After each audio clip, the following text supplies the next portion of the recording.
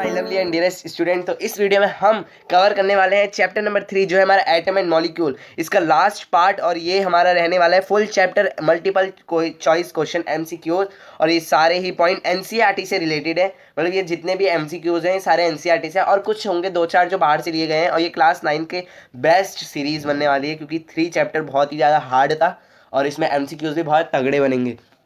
तो अगर आपने चैप्टर नंबर 4 नहीं देखा तो वो भी देख लेना, और उसके एमसीक्यूज भी हमने कर रखे हैं। तो अब पहला सवाल आपकी स्क्रीन पे ये रहा। तो इसमें हम टोटल 20 क्वेश्चंस देखेंगे। तो 20 क्वेश्चन में से कम आपके 15 तो आने ही चाहिए नंबर, वरना आपको रिवाइज करने की जरूरत है। तो हम पहले देखते हैं who gave the law of chemical combination. पहला प्रश्न आपकी स्क्रीन पर यह रहा।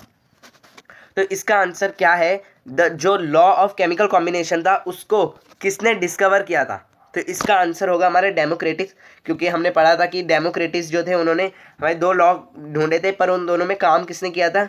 इन दोनों ने काम किया था लैवोशियर और प्राउस्ट ने।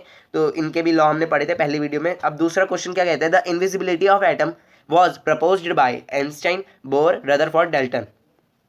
तो इसका आंसर तो इन तीनों में से तो कोई नहीं है, क्योंकि ये दोनों हमारे चैप्टर नंबर 4 में थे और ये तो हो ही नहीं सकते। तो इसका आंसर है डाल्टन, क्योंकि डाल्टन ने अपने पॉस्टुलेट में ये बताया था हमें। तो द करेक्ट सिंबल ऑफ, मतलब ये क्वेश्चन नंबर 3 है, the correct symbol of silver is. तो करेक्ट सिंबल जो है हमारा सिल्वर का वो क्या है? तो आप में से बहुत सोच रहे होंगे बी, तो ये बिल्कुल भी गलत है, क्योंकि इसका सही आंसर है AG।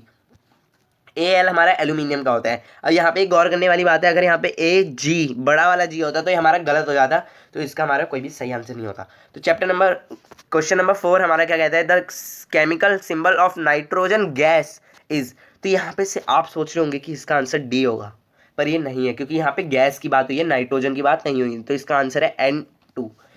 ठीक है, क्योंकि गैस में 2 लग जाता है और नाइट्रोजन में सिर्फ N रहता है। Question number 5, the ratio of hydrogen and oxygen in water is. जो हमारा हाइड्रोजन और वाटर का जो रेशियो होता है, वो भी वाटर में जब हमारा पानी बनता है तो हाइड्रोजन का क्या रेशियो रहता है और ऑक्सीजन का रेशियो रहता है? तो उसका आंसर है हमारा A 1:8। 1 हमारा हाइड्रोजन का रहता है और 8 हमारा किसका रहता है? ऑक्सीजन का।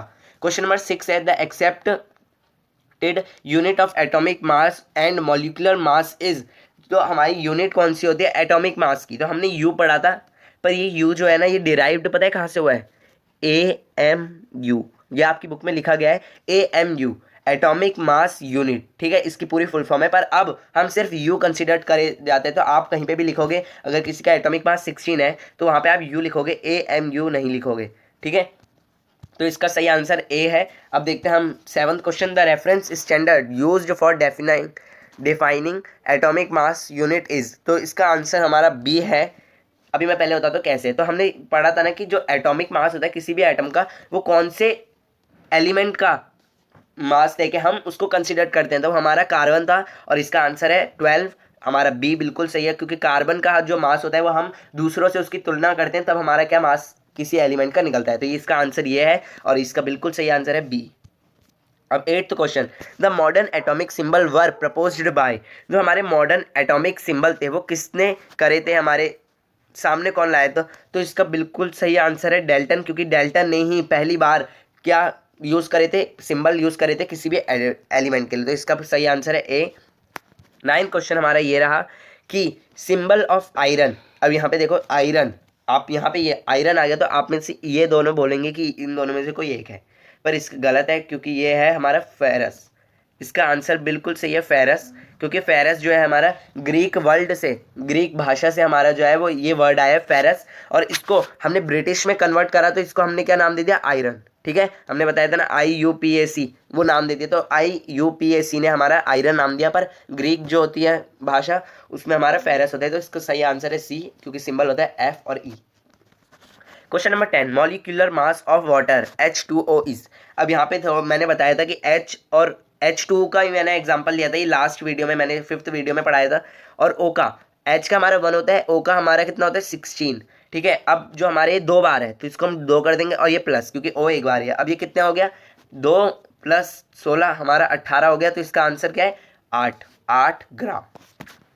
तो इसका सही आंसर है बिल्कुल A।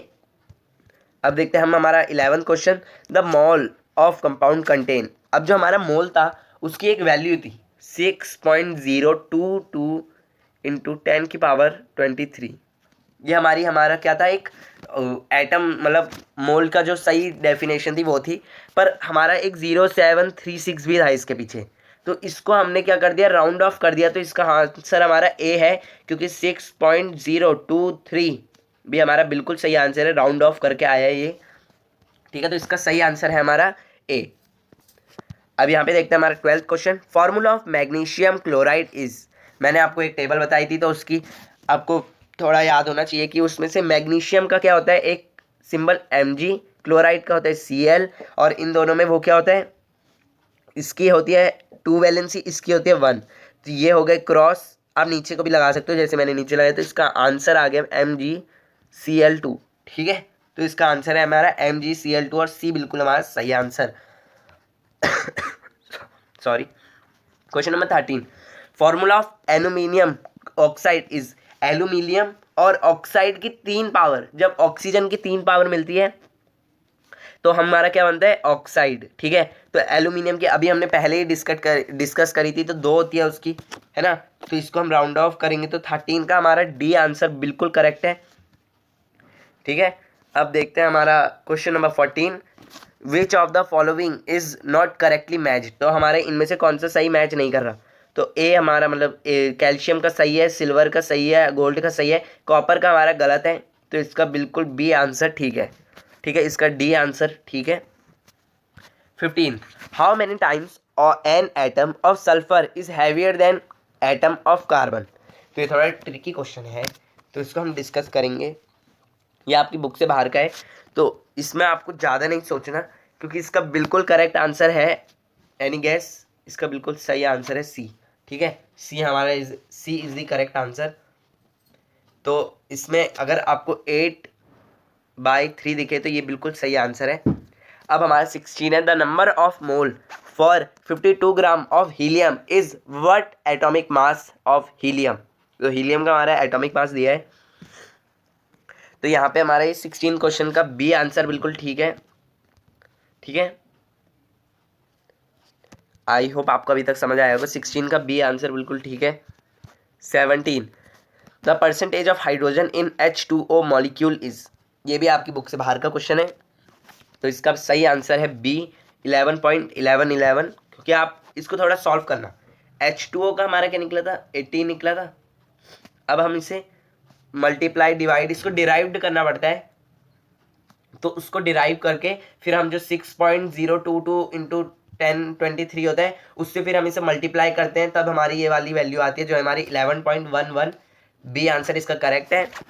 18, valence of noble gas is. तो वैलेंस इलेक्ट्रॉन क्या होता है, वैलेंसी, इसकी वैलेंसी बतानी है हमें। अगर वैलेंसी किसी भी नोबल गैस वाले एलिमेंट में, तो वो वैलेंसी कितनी होती है, वैलेंसी क्या होती है, जो आउटर मोस्ट पार्टिकल होता है, मतलब जो शेल होता है, उसमें कितने वो पाए जा रहे हैं, ठीक है। अब नोबल गैस में तो कोई होता ही नहीं ना, नोबल गैस में कोई पाया जाता है नहीं, क्योंकि वो एक स्टेबल गैस होती है, तो इसका बिल्कुल सही आंसर है ए, ठीक है।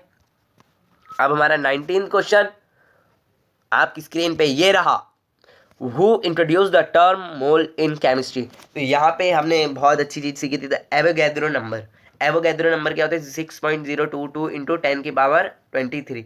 तो एवोगैड्रो, जिनका पूरा नाम था एमिडियो एवोगैड्रो, तो इसका बी आंसर ठीक है, क्योंकि एवोगैड्रो और किसी के पीछे नहीं आ रहा है। अब हमारा last question, the number of molecule in 16G of oxygen O2 is. तो इसका आंसर, जैसे यहाँ पे क्या बोला है, अगर कोई ऑक्सीजन है उसका 18 होता है हमारा क्या, यू 18 यू होता है, पर हमें 16 ग्राम दिया है वो, तो इसको भी डिराइव करना पड़ता है, ये भी थोड़ा वैसा है। अब ये जो 16 है, यहाँ पे 1/3 आ जाएगा, यहाँ पे बहुत बड़ी कैलकुलेशन होती है, फिर हम इसको 6.022 से मल्टीप्लाई करते हैं, फिर जो हाफ आता है ना, जैसे ये हाफ हो जाता है यहाँ से, तो हाफ करते हैं हम, तो क्या आता है 3.11 10 की पावर, यहाँ पे ठीक से लिख देता हूँ 1, ये तो ये जब कटता है तो यहाँ पे आता है 3.011 इंटू 10⁻23। तो हमारा इसका डी आंसर बिल्कुल ठीक है।